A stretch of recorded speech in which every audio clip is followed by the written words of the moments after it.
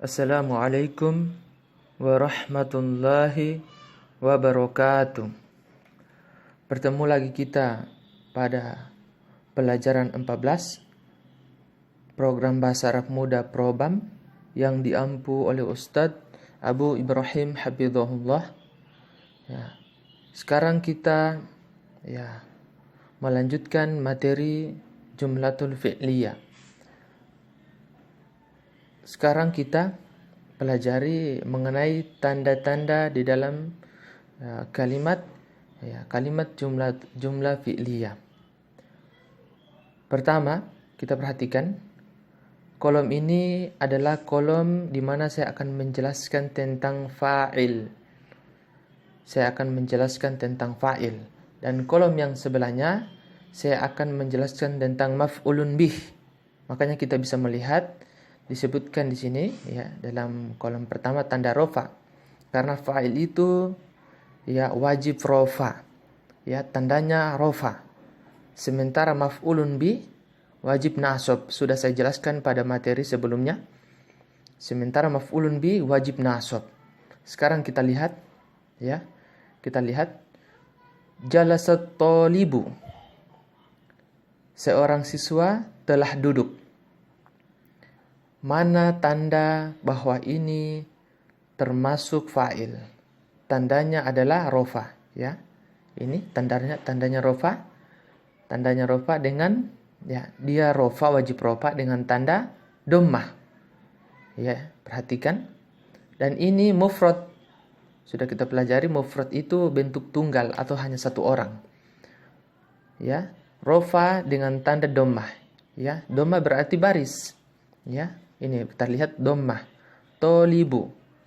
Bukan toliba atau tolibi. Bukan. Itu keliru. Ketika kita menempatkan fa'il di dalam jumlah fi'liyah, maka dia wajib rofa. Tandanya dengan dhammah. Sekarang kita masuk pada kolom kedua. Jalasat talibani. Jalasat talibani. Ini kalau jumlahnya dua, mutsanna atau tasniyah. Tolibani, makanya kemarin ada yang bertanya apa perbedaan tolibani dengan tolibaini. Karena mutsanna itu ada dua bentuknya, tolibani dan tolibaini. Di sini saya akan jelaskan, Karena ketika dia tolibani, maka ini dia berposisi sebagai fa'il. Tanda rupanya dengan alif. Tanda rupanya dengan alif. Tolibani, bukan tolibaini, bukan tolibaini, Berarti kalau dia tolibaini tanda rupanya dengan tidak. Kalau dia posisinya sebagai fa'il, maka dia wajib rofa. Rofa pada saat mutsanna tandanya dengan alif. Sekarang kita masuk kolom selanjutnya. Jalasat talibuna, Jalasat talibuna. Ini banyak siswa telah duduk, karena ini bentuknya jamak mudzakkar salim. Tandanya dia ini kata ini sebagai rofa. Apa tandanya? Kita bisa lihat tandanya dengan waw. Tandanya dengan waw. Makanya tolibuna, bukan tolibina, bukan. Kalau dia posisi sebagai fa'il, maka jalasat tolibuna, bukan tolibina. Sekarang kita masuk pada jamak mudzakkar, jamak muannas salim. Jalasat talibatu. Ini jamak muannas salim. Tanda rupanya dengan dhammah, sama seperti yang di atas, Tanda rupanya dengan dhammah. Adapun untuk yang mutsanna dengan jamak mudzakkar salim, tanda rupanya dengan huruf, huruf alif dan huruf waw.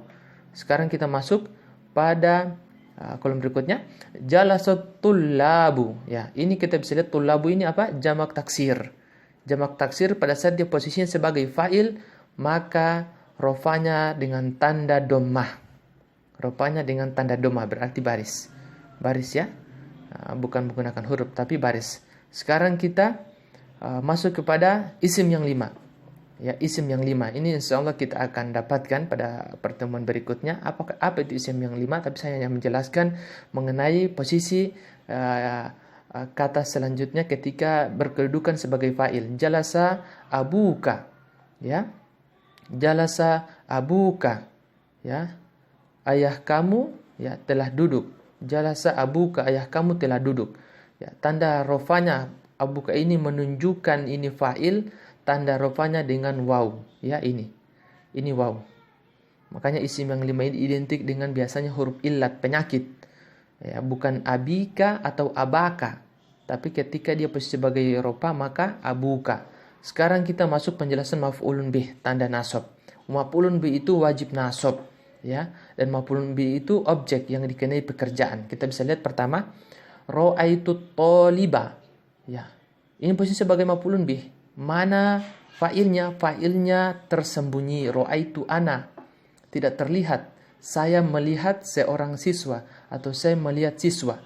Makanya ini sebagai maf'ulun bih, objek, ya. Ra'aitu toliba, ya, fa'ilnya saya telah melihat siswa. Tanda nasabnya dengan fathah, ini barisnya, ya. Ra'aitu toliba, bukan ra'aitu tolibu atau ra'aitu tolibi, bukan, itu keliru. Sekarang kita masuk kolom berikutnya, ra'aitu tolibaini. Ra'aitu tolibaini, ini musanna, tasniah. Ya, ini kita bisa lihat tolibani, tolibaini. Ya, ini digunakan sebagai maf'ulun bih, ya, tanda nasabnya dengan ya. Selanjutnya ra'aitu tolibina. Ra'aitu tolibina. Ini jamak mudzakkar salim, bukan ra'aitu tolibuna, ya, seperti ini, ya. Tapi karena ketika dia jamak mudzakkar salim nasab dengan tanda ya, ra'aitu tolibina. Sekarang masuk selanjutnya ra'aitu tolibati. Ini kita bisa lihat ra'aitu tolibati. Ya. Ya, ini jamak muannas salim, ya. Saya melihat banyak wanita, mahasiswi.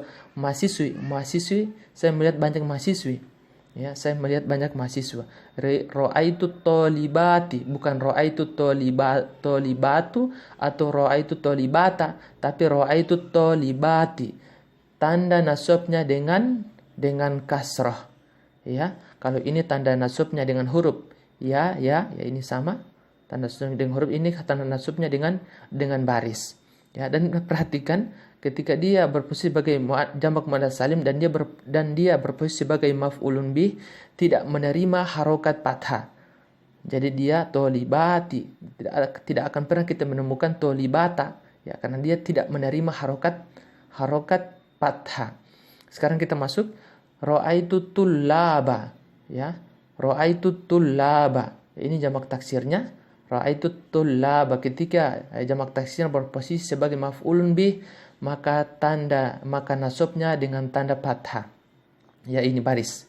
Bukan ra'aitu tullaba atau ra'aitu tullabu atau ra'aitu tullabi, tapi ra'aitu tullaba, ya. Ra'aitu tullaba.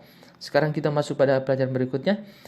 Pada baris berikutnya, ra'aitu abaka, ya. Ra'aitu ini isim yang 5. Ra'aitu abaka. Ketika ini isim yang 5 ini berposisi sebagai maf'ulun bih, maka tandanya dengan alif. Nah, ini kita lihat berubah-ubah huruf waw, huruf alif. Ya, pada saat dia maf'ulun bih, maka berubah menjadi ra'aitu abaka, ya. Insyaallah ini bisa dipahami dengan mudah, ya. Saya cukupkan sampai di sini. Assalamualaikum warahmatullahi wabarakatuh.